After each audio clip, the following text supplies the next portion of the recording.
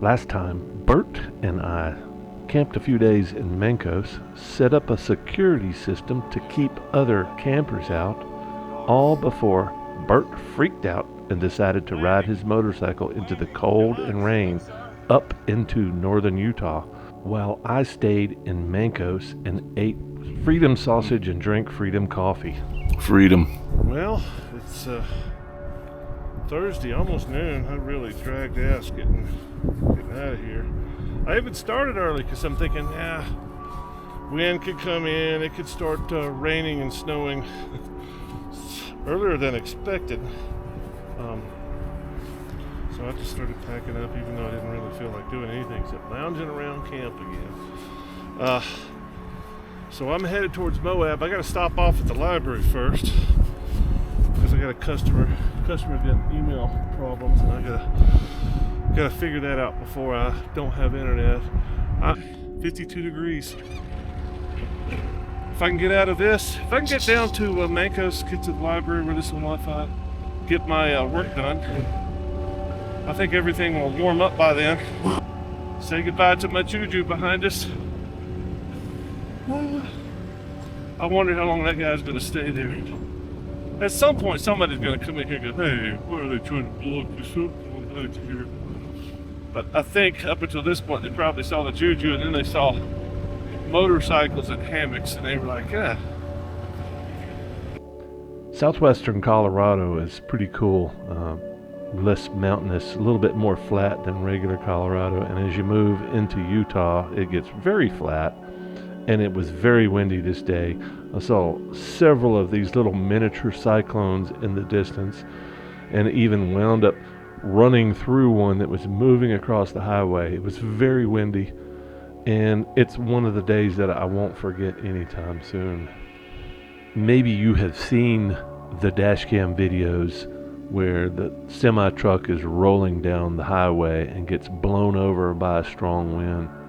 Those are the kind of winds that are up ahead, and just beyond the clouds of dust and sand is a windmill farm on the side of the mountain. And those are the La Salles in front of you. But yeah, this is quite a surprise rolling through this wall of sand, basically. Don't know what's on the other side till you get there.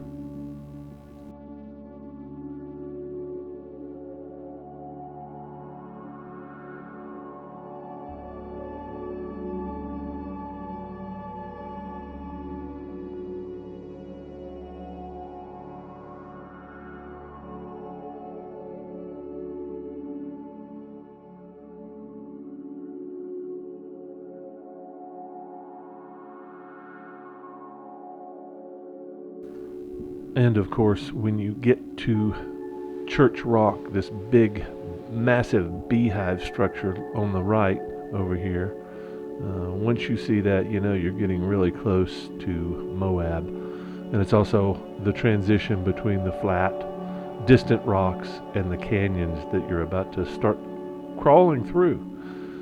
This is just a magnificent place just south of the La Salle Mountains. And it's one of the striking big roadside attractions that you can't really get to. It's behind a fence, but there seems to be a big doorway opening over there if you're bold enough to cross that fence. Not sure if it's private property or not, but I would be careful.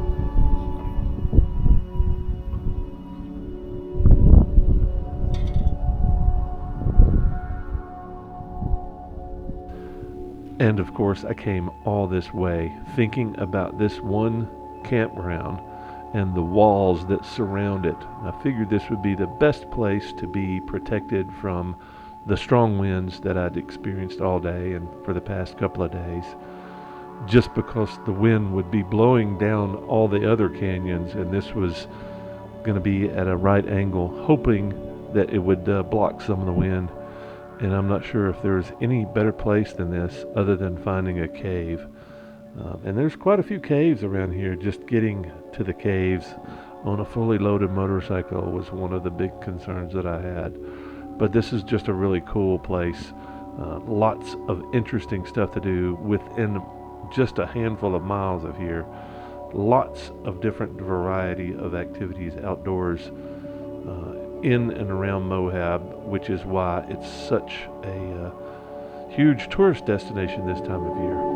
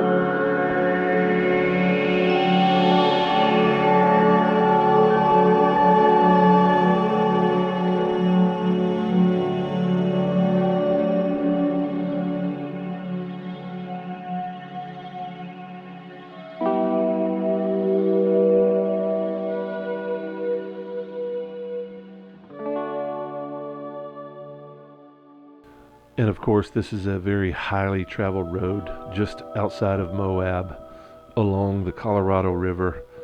And on the sides of the walls, you can see petroglyphs up a little distance, just out of the reach of all the tourists. But the more interesting thing on this little stretch of highway is the climbing that goes on here all the time.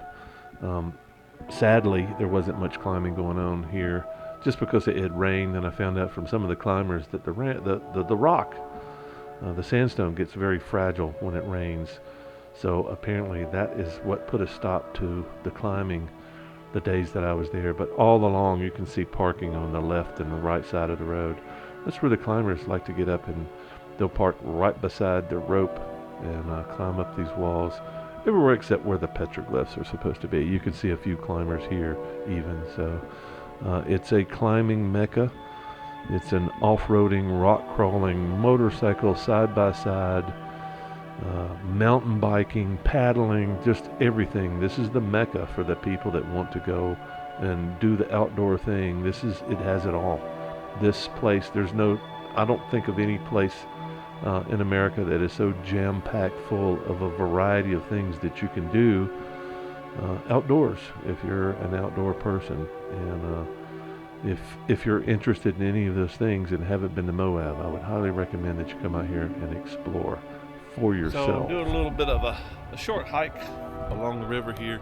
I've been calling this the Green River, but I believe this is the Colorado. They're right here together. They join right around the corner over here. But I figured I would come see what was over here since there was an opening in the fence. Looks like they're doing some landscaping. Brush management, probably to keep the fires down. I'm not really sure what the strategy is here, but as you can see, it is freaking amazing down here. I have been hyping up Canyonlands, the national park, forever, since the first time I came out here, because I've been to the Grand Canyon and I was like a total meh. I mean, and from what I remember, that's what everybody goes, wow, Grand Canyon is so amazing, it made me cry. Whatever. What do you get to do with Canyonlands except walk around the rim? I still haven't been to the north side and the North Rim. I want to go to the North Rim. I want to see what that's all about. But I was totally meh when I went to the Grand Canyons. But I've been living in Moab every summer when I come out here. Well, not so much the summers, but end of summer, late summer, early fall. But yeah, I've been hyping up Canyonlands as long as I've been coming here. Canyonlands is the national park over on this side. On the other side of the river is Arches. Arches is really unique and interesting, and it's got a bunch of arches, natural bridges is what some people call them, but they form from the salt formations, and you'll see holes in a lot of these rocks. Let me see. You can see some arches forming over there. Salt domes form in the sandstone, and they make a pocket so it basically, the salt domes rise through the sandstone, and they form pockets, and when the rock erodes, everything collapses around that pocket, and you'll see arches. It's very unique. I know that there's probably a few more in the world, but you'll probably never see any of them like you would see in arches. And I guess I've never really been thrilled about arches because there's so many damn people. Nobody goes to Canyonlands. Canyonlands is the beautiful, you're surrounded by this and 2 or 3 times as high. So if you want to go into Canyonlands and ride down into the canyon, you could do that along the White Rim Trail. It's just amazing, and people are just missing out on the most amazing part. And I don't want to get more people to pollute the environment of Canyonlands, but it's more of a focus. It's like, wow, people want to go hike through those arches because they can get a selfie in there, and you have no idea the experience you will have down in the canyons that are 2, 3 times as high as this. And you can even go down to the river. You can't do that in the Grand Canyon. You can't do that in arches. And yeah, to me, it's like, I'm the other guy. I'm the other guy that goes, Grand Canyon, meh, it's a big trench, and you sit around and walk around the rim, and you go, wow, look, that's a big canyon there, and yeah, it's pretty, I guess. But you're looking at it from above. You don't really get to experience it, which is that's my thing. It's, what's the experience? If you're not getting the experience, what's the point? Go to Arches. Get you a season pass for $80 and go see all the parks. That's what I'm going to try to do this year. I'm going to go try to see a lot of the parks that I haven't seen, including Yosemite. I've been locked out of Yosemite and Crater Lake twice, and I refuse to let it happen a third time. So Bert's got his pass, but at this point, I don't know if I'm ever going to see Bert again. He's gone forever. He left me because I didn't like the snow as much as he did. He wanted to build a snowman. I hope he's having fun despite the terrible weather that he's run into. I bet he's staying in a hotel. I can't wait to hear the message. What happened? And does he regret not listening to me for the first time?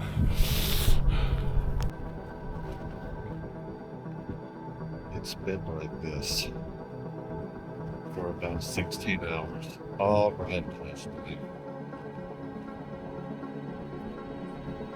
It's crazy. It's insane. This is probably the most sheltered place I can find. Next to a wall in a canyon, and it's still like this. Just imagine what it's like out there outside the canyon. It's mostly gusting, so the gusts are the wind that's getting into the canyon. So the wind has pretty much been like this all night long. As soon as the sun started going down, started getting hammering on the fly. But the problem is, I have lost 3 stakes, and you can see how I've got the thing, and it's still loose, being hammered all night. But the stakes held. 3 of the stakes. In fact, all 3 of the stakes, 2 of them have come out. The only one that I haven't lost is that stake that is a tree over there. So you can see the stake over there is held down by a rock. It's a small rock. I think I was holding it down with that one before. This one's come out. But yeah, and this is just a light breeze that's coming through right now. And normally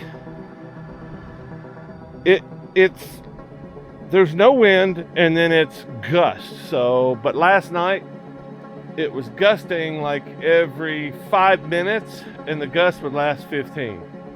So there would be a 5-minute break, just completely calm, and then whack, whack, whack, whack, whack, whack, whack.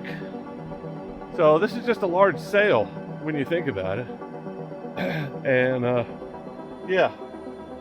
Oh, I forgot, I've got 2 in this one. So I've got 4 stakes, and the only one that hasn't come loose is the one that's tied to the tree. These 2, the way I've got it tied now, this has not come loose yet, but you can see it's got a rock sitting on this one. That's the main one, and then I've got pulled tension on this one, I guess, to keep it. I don't know, but it was a rough night. It's supposed to be in the low 60s today, but I don't know if this is the best protection from the wind that I can get. I'm kind of thinking maybe I should just find something better or move into the warm wind, because it's cold wind that's hitting me now. And I know that there's warmth out there, I just don't know where it is. Probably gonna have to go to Arizona or Nevada. But yeah, everybody else has left. The noisy kids, I went over there just before 10 o'clock. I said, hey, it's almost 10, just wanted to come say hi, and you know, I don't care how late y'all stay up, just you know, just be quiet. And they were like, okay, yes sir, yes sir. And then it was about 11:30. I was like, hey, it's 11:30, time to shut it down, with my best grumpy old man voice. Yeah, so I'm just making some more coffee, gonna do my business, pack everything up. I'll probably be on the road before, well, it's 9 now. Yeah, it's 9 now. Probably won't be on the road till 11, but I'm thinking going north to Green River. I know there's a truck stop up there, grab a shower, and then get out of Dodge, head west, I think. Find some warmth. I mean, it's a beautiful area, and it's really nice that everybody's gone now, but yeah, I just need some warmth. And even though Moab appears to be the warmest place in Utah, it's not warm enough with this wind. It's uncomfortable, and I'm not having a good time anymore. So that's why I'm packing up and leaving. Bert has said he might be in Moab next week. I'm not going to be here, so maybe things would be better next week. And once the Jeepers leave, I don't know. I think it's spring break and the Jeeper convention and whatever, but just kind of lost my taste for Moab. Probably just the cold and the wind for the last 3 days. 3 days of cold wind. Let's go out to the desert, see what we can find out there. If I can find some trees, that might be a good place to. I want to do some exploring. I want to find some ghost towns and such. See what else is out there. Oh, and this taco stand, mainly because the cold wind, it should be getting better, warmer today, but I don't know about the wind. So I figured gaining 10 degrees maybe with the wind today, but I don't know about the wind. I'm sorry, 10 degrees better with the wind, but the unknown is